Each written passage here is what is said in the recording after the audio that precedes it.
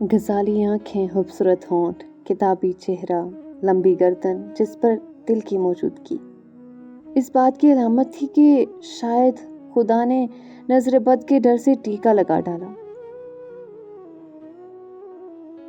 اور یہ نازکی کسی شاعر کا خواب نہیں تھی، بلکہ جیتی جاگتی سومیا تھی، انتہائی ذہین اور زندگی سے بھرپور۔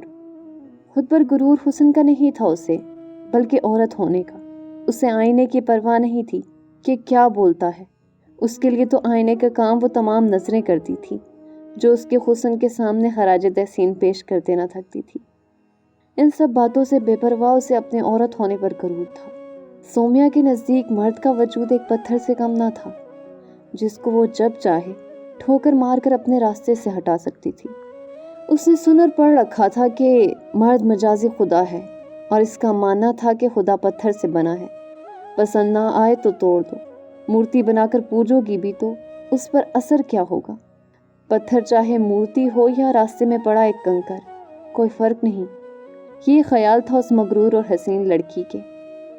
ماں لاکھ پیچھے پڑی رہتی تھی کہ شادی کر لو، مگر وہ روز ایک نئی شرط لے آتی تھی۔ اماں شکل اور قد دیکھ لینا، کبھی کہتی تھی اعلیٰ افسر ہو۔ ماں آخر اپنی بیٹی کے تیوروں سے تنگ آ کر یہ بول پڑی کہ جس سے تم راضی ہو اسی سے شادی کر لو۔ سومیا بولی کہ کوئی میرے قابل ہو تو بتاؤں نا۔ MBA کیا اور ایک بڑی کمپنی میں مینیجر ہو گئی۔ اب تو کیا ہی کہنے بیگم سومیا کے۔ خود آگاہی کے بعد خود شناسی کا موقع ملا تو وہ 7ویں آسمان سے جا لگی۔ وہ محبت کو ایک بے وقوفی کا کھیل سمجھتی تھی۔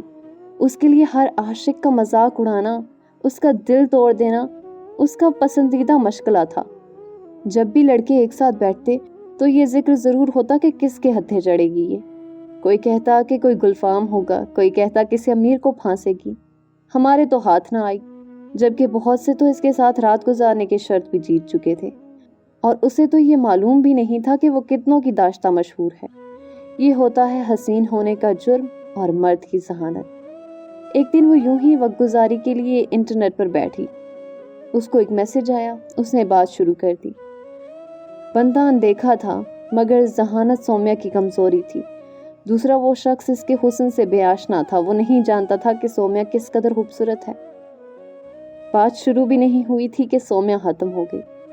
کچھ دن تو یوں ہی سلسلہ چلتا رہا اور وقت گزاری ہوتی رہی۔ پھر سومیا کو ندیم کی عادت سی ہونے لگی۔ ایک رات وہ سو رہی تھی کہ گھبرا کر اٹھ گئی۔ اس کو اس خیال نے جگا دیا تھا کہ اس کے بغیر کیسے رہے گی۔ اس نے پانی پیا اور مکمل طور پر جاگ گئی۔ وہ پوری طرح سے جکڑی جا چکی تھی۔ کہتے ہیں کہ محبت کا مذاق مت اڑاؤ، کہ محبت تمہیں مذاق بنا دیتی ہے۔ محبت ایک ایسی چیز ہے کہ اس پر جان بھی وار دی جائے تو بھی انسان برباد ہو جاتا ہے۔ محبت نہ ہوتی تو آج منصور بھی ہوتا کہ اس کو بھی محبت نے سولی پر چڑھایا تھا۔ کیا خود ختم ہوئی؟ نہیں، آج بھی محبت پر انگلی نہ اٹھی۔ بدنام اور برباد ہوتے ہیں صرف انسان۔ سومیا محبت میں گرفتار ہو چکی تھی، سر سے پاؤں تک۔ اب وہ قید تھی ندیم کے محبت کے پنجرے میں۔ یہ وہ شخص تھا جس کو اس نے نہ دیکھا تھا نہ سنا، وہ صرف تھا۔ وہ ایک کامیاب انسان نہیں تھا۔ BA کے بعد دکان پر سیلز مین کا کام کر رہا تھا۔ سارا ہفتہ پیسہ جمع کرتا کہ کسی طرح سومیا سے فون پر بات کر سکے۔ وہ بھی اس کے فون کا انتظار کرتی۔ لمبی لمبی باتیں ہوتی۔ شرابی تھا، ہر موضوع پر بات کرتے دونوں۔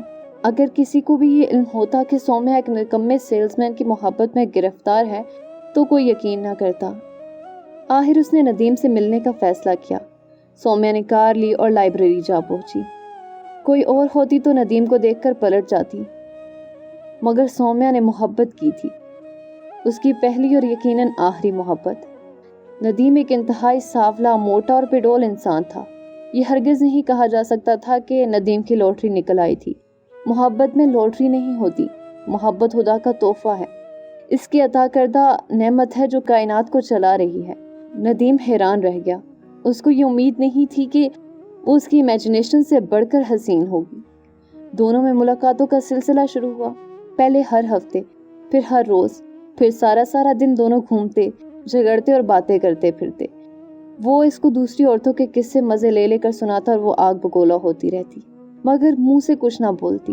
دیکھنے والے اس بے ہنگم جوڑے پر حیران رہتے کہ اللہ نے اس مرد کو نعمت سے نواز دیا۔ मगर सौम्या को इसकी परवाह नहीं थी। उसके दिन और रात सिर्फ नदीम के लिए थे। ऑफिस पहुंचकर वो मीटिंग का बहाना करती, गाड़ी उठाई और सारा दिन नदीम के साथ गुजारती थी।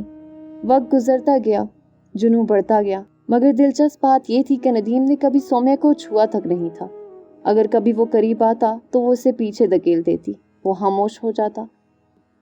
सौम्या जो नाक पर मक्खी ना बैठने देती थी, जिसकी उड़ान देखकर उसकी माँ परेशान रहती थी, उसने एक दिन नदीम से शादी का तकाजा कर डाला। नदीम हैरान रह गया। वो नकारा नाकाम इंसान इस बात से बाखूबी वाकिफ था कि वो कभी भी सौम्या को वो खुशियाँ नहीं दे पाएगा वो जिसकी हकदार है। नदीम ने उसे बताया कि उसके वालिदैन काफ़ी सख्त हैं, पुराने ख्यालात के लोग हैं, उसकी भाभियाँ भी हैं, एक जहन्नम ही जहन्नम होगी। सौम्या तो मोहब्बत में अंधी थी, तैयार हो गई। नदीम लाख कोशिश के बावजूद घर में बात ना कर पाया। इसी दौरान नदीम के माँ बाप ने उसकी बात पक्की कर दी। सौम्या को इल्म हुआ तो उसने सिर्फ एक ही बात कही, जब भी जहाँ भी शादी करो मुझे उस लम्हे, उस वक्त और उस दिन की खबर ना हो। वो अक्सर इससे इसके मंगेतर का पूछती। अजीब मोहब्बत थी नदीम, किसी और के साथ निस्बत ने उसकी मोहब्बत के पैमाने को खराब ना किया, जुनून कायम रहा।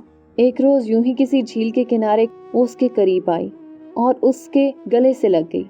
नदीम पर हैरत का पहाड़ टूट पड़ा। वो लड़की जिसने कभी उसको हाथ तक न लगाने दिया, आज उसके गले लगी खड़ी है। जिसके पास ही से एक बच्चे की आवाज़ सुनकर वो एकदम पीछे हट गई और बोली, मुझे वापस जाना है। वो उनकी आखिरी मुलाकात थी। वो अधूरा लम्स था जो आज भी सौम्या की नस नस में सांस ले रहा है। उस हल्के से अधूरे से लम्हे में उसने सारी जिंदगी जी ली थी। उसकी जिंदगी में आने वाला पहला और आखिरी मर्द और उसके साथ गुजारा हुआ वो लम्हा।